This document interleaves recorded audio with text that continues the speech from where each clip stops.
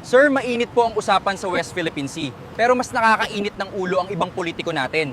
Pakibisto mo nga ang tuta moves ng mga politikong ito na imbes na ipagtanggol ang atin, ay parang spokesperson pa ng China. Brad, bago tayo pumunta sa dagat, pumunta muna tayo sa kasaysayan. Sina Andres Bonifacio, Jose Rizal, Antonio Luna, Gregorio del Pilar, nag-alay sila ng buhay. Dugo ang pinuhunan nila para sa kalayaan natin. Hindi sila natakot lumaban sa mga dayuhan kahit debolo lang sila at dekanyon ang kalaban. Bakit? Kasi alam nila na ang lupa at dagat natin ay para sa Pilipino. Pero ngayon, tignan mo ang ibang senador at congressman natin. Naka-aircon, naka-kotse, ang laki ng sweldo galing sa buwis natin. May mga mambabatas dyan, hindi ko napapangalanan, alam nyo na kung sino. Yung mga mukhang siopaw mag-isip, maputi sa labas, pero alam mong puro bola-bola ang nasa loob. Kapag usapang West Philippine Sea, ang banat nila, matapang kasi masyado ang Coast Guard natin. Wala tayong laban sa China. Ipamigay na lang natin para walang gulo. Lintik! Kung buhay si Bonifacio ngayon, baka tinagana kayo. Ang tawag dyan, modernong makapili. Traidor sa harap ng sakripisyo ng mga ninuno natin. Himayin natin ang 100% modus ng panlilinlang nila. Unahin natin ang the 9-dash line o ang magic drawing.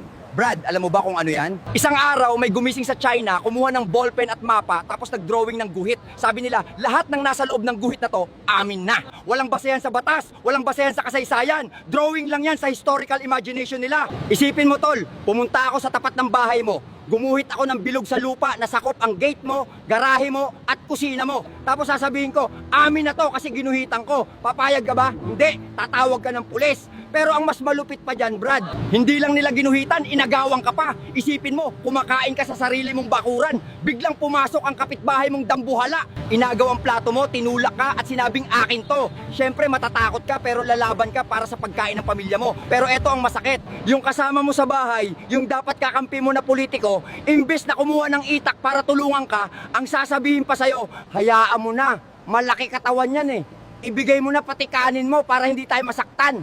Anong klaseng utak yan? Hinahayaan mong gahasain ang karapatan natin dahil lang malaki ang katawan ng kaaway?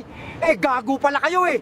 Kaya lumalakas ang loob ng bully kasi kayo mismo ang sumusuko. Panalo na tayo sa arbitral ruling ng 2016. Sabi ng korte, walang bisa ang dash line. Illegal yan. Atin ang exclusive economic zone. Ibig sabihin, tayo lang ang may karapatang makinabang sa yaman ng dagat na yan.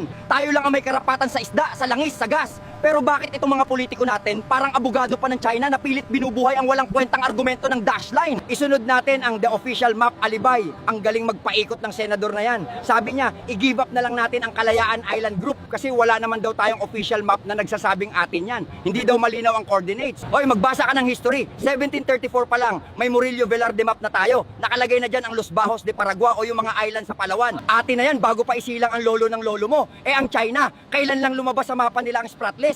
Taong 1947 lang. Ang layo sa 1734 natin. At alam nyo ba ang nakakatawa? Kinopya lang nila ang pangalan sa British Admiralty charts. Yung English names, tinranslate lang nila sa Chinese. Tapos sasabihin nyo, nauna sila. Mas nauna pa tayong may titulo kaysa sa kanila. Para kang may original receipt, tapos papayag kang agawin ng kapitbahay mong namulot lang ng resibo sa basurahan. At eto pa, sabi niya wala daw West Philippine Sea sa batas. Hilo ka ba? Nasa Republic Act 9522 yan. Nasa Maritime Zones Act yan. Ipinasa ng Kongreso kung saan ka nakaupo. Hindi mo binasa, no? Absent ka nung discussion. Ang linaw sa batas na ang Kalayaan Island Group ay atin. Palusot nyo lang yan para i-justify ang pagiging tuta nyo. Dumako naman tayo sa ipamigay na lang narrative. Ang hirit pa ng senador, i-give up na lang natin ang Kalayaan Island Group para madali. I-coordinate na lang natin. Ano? Ipamimigay mo ang teritoryo natin para lang walang gulo? Brad, soberanya ang pinag-uusapan dito. Hindi ito parang candy na pwede mong ibigay sa kalaro mo para close na kayo. Kapag ibinigay mo ang ayungin, susunod ang pag-asa, susunod ang Palawan. Saan tayo titigil? Sa Luneta. At eto ang pinakamalupit sa lahat, tol, ang the gaslighting o ang biglang kambyo. Sa hearing, dinig ng buong Pilipinas ang sinabi niya. Ang gawin natin po para madali, i-give up natin yung KIG, naka-record, viral. Pero nung binati ko siya ng taong bayan, biglang kambyo. Biglang sabi sa plenaryo, Mr. President, kahit kailan hindi ko sinabi yon, na misinterpret lang ako. Wow! Magic! Ano to? Auditory hallucination ng buong bayan? Bingi kaming lahat? Ganun ba? Ang tawag dyan, gaslighting. Ginagago ka na sa harap mo, pinapaniwala ka pang mali ang narinig mo. At ang palusot niya, teritoryo daw ang isla pero nasa labas daw ng exclusive economic zone kaya hindi pwedeng isama sa mapa ng West Philippine Sea. Para niyang sinabi na, sa atin ang bahay pero yung kalsada papunta sa bahay, wag na nating angkinin kasi magagalit ang kapitbahay. Tanga lang ang maniniwala dyan. Paano ka pupunta sa isla kung hindi ka dadaan sa dagat? Lilipad ka? Magte-teleport ka? Ang karapatan sa isla ay may kasamang karapatan sa dagat na nakapaligid dito. Yan ang UNCLOS. Pero pilit niyang pinaghihiwalay para lituhin ang tao at para pahinain ang posisyon natin. Ang lakas ng loob niyang magtanong, ano ba talaga ang ipagbubuwis natin ng buhay dito? We will offer our lives for something that is not even within our EEZ. Tinatanong pa ba yan? Pagkain, enerhiya, seguridad, yan ang benefit, yan ang motive. Kaya huwag kaming bulahin sa misinterpreted na yan. Huli ka na, Balbon. Ang dila ng tao pwedeng bumaligtad. Pero ang video record, hindi nagsisinungaling. Pag-usapan din natin ang the fake patriot style sa hearing. Ito ang pinakamalupit na modus nila. Pansinin nyo kapag may hearing. Ang ganda ng intro. Sasabihin nila, Mr. Chair, naniniwala ako na atin ang West Philippine Sea. Dapat ipaglaban natin yan. Agree ako dyan. Palakpakan ng mga tao, makabayan kunwari. Pero pagkatapos ng intro, pakinggan nyo ang kasunod. Sino ang binabanatan nila? Ang China ba? Ang binabanatan nila ay ang Philippine Coast Guard at DFA. Ang gigil nila, wala sa China. Ang gigil nila, nasa sarili nating mga bantay dagat. Tatanungin nila, baka naman kasi kayo ang nag-provoke. Baka naman masyado kayong matapang. Nakikita nyo ang pattern? Hindi nila kayang magalit sa China. Para silang may magnanakaw na pumasok sa bahay, pero ang pinapagalitan nila ay yung guard na nagtatanggol sa pinto. Sasabihin pa nila, hindi ako pro-China ha, pro-Pilipino ako. Kung pro-Pilipino ka, bakit ang dulo ng dila mo laging pabor sa narrative ng Beijing? Bakit kapag binomba tayo ng tubig, tiklop ka, pero kapag sumagot tayo, galit ka? Magaling sila magpaikot ng kwento. Sasabihin nilang diplomacy daw ang gusto nila, pero ang diplomacy nila lumuhod. Ang tawag dyan, wolf in sheep's clothing. Nagdadamit makabayan, pero ang puso made in China. Pag-usapan din natin ang datakot sa gulo tactic. Ito ang paborito nila. Sasabihin nila, gusto nyo ba ng labanan? Tol, walang may gusto ng labanan. Pero bakit ang Vietnam, ang Indonesia, ang Malaysia lumalaban sa China? Nanggugulo rin ng China sa kanila. Sinusunog nila ang barko ng China. Nagpapadala sila ng Navy. Binomba ba sila?